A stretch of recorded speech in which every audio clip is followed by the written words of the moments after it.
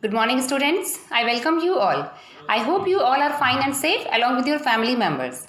Today I'll continue the chapter Deep Water. In previous tutorial we read that William Douglas was scared of water. He tried his best to learn swimming, and when he learned swimming, after that also he went to many places to check whether he was a good swimmer or not. So let's begin.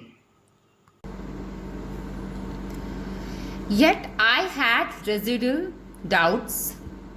At my first opportunity, I hurried west, went up the Titan to Conrad Meadows, up the Conrad Creek Trail to Mead Glacier, and camped in the high meadow by the side of Warm Lake.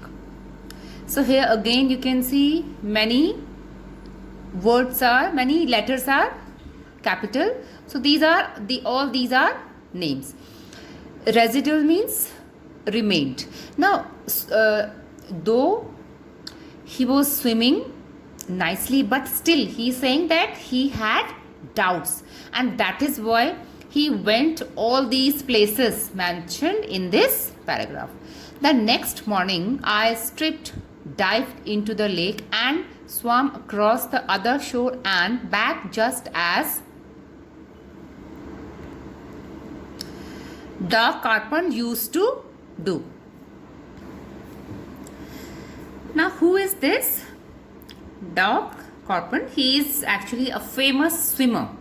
So he would go from one shore to another and then come back. He would do that. So again here narrator says that I also did that. I shouted with joy and Gilbert Peak returned the echo. I had conquered my fear of water. So here again this is name of a place. So he is saying that when he swam like Doc Carpenter, he felt very happy. He was full of joy. He shouted. And why was he happy? Because he thought that he had won his fear. He had overcome his fear of water. The experience had a deep meaning for me, as only those who have known stark terror and conquered it can appreciate this experience. Now he says that other people cannot understand my feelings. Who can understand? Only those people who have confronted such situation, who have faced such things.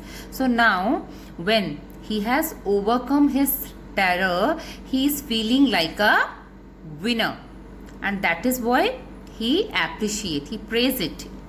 In death there is peace. There is terror only in the fear of death.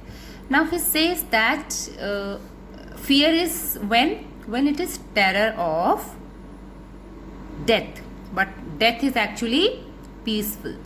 As Roosevelt knew when he said all we have to fear is fear itself, because I had experienced both the sensation of dying and the terror that fear of it can produce. The will to live somehow grew in intensity. Now who is Roosevelt? Roosevelt was former president of America. And what did he say? He said that all we have means fear is the only thing we are scared of. Otherwise there is nothing in the world which we are scared of. What we scared? Why are we afraid? We are afraid of that fear only. And now writer says that he had experienced that both the things. What? Sensation of dying, that we have already read that there was a time when writer felt that he was dying, he was about to die, and the terror that fear of it can produce. And because of that feeling, what feeling he had that time? Fear of death was there, and because of that feeling, terror was in his mind. Terror that fear of it can produce means his mind was full of thoughts, and those thoughts were full of fear. So now he's saying that I experienced both the situations. The will to live somehow grew in intensity, and after that he realized that how precious is life. After that incident he realized that how precious is our life, and he had intense means deep desire to live. At last I felt released, free to work. Now he is released. Released means relaxed. He is free, relaxed. Now he feels free to walk the trails and climb the peaks and to brush aside fear.